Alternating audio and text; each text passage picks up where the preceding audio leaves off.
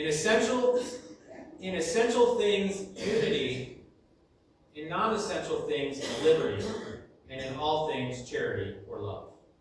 Make sense? We can agree to disagree. And you may feel strongly about something in one direction, and you might be completely wrong. Are we all willing that there are certain things in the Bible that we may have a strong opinion about, but when we get to heaven, God's going to sort it all out? I'm going to share with you this morning, I'm going to try to be bold and share with you what I really, truly believe about these gifts.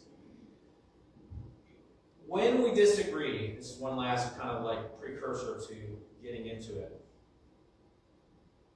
There's always a higher ground for theological arguments. For example, eternal security.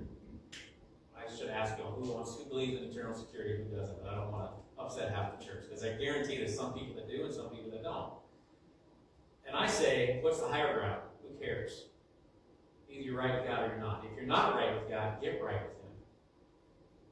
These are things that we argue about theologically, but when the rubber hits the road, if somebody's not right with God, it is our goal to help them reconcile with the Lord and be right with Him and be in a loving relationship with Him and experience His love and His grace. I don't ever want to get into an argument trying to figure out at what point somebody may or may not have lost their salvation.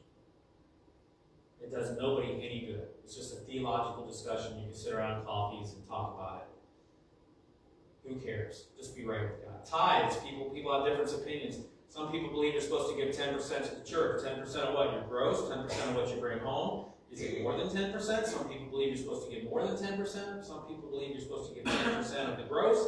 And then you're supposed to also give offerings, which is in addition to 10%. And I say, who cares? If you give what God tells you to give, you'll meet all of those standards if we're in tune with what the Lord is teaching us. In all things, we put our faith in Jesus, and some things we may disagree with, and some things we just need to have some higher ground on, and some things we try to pick a side, and we try to study and pray and research to come to an answer of what we think the Bible is teaching us, and also at the same time be willing to admit we might be wrong. But we still love each other, and we still move forward as a church family. Amen? All right, so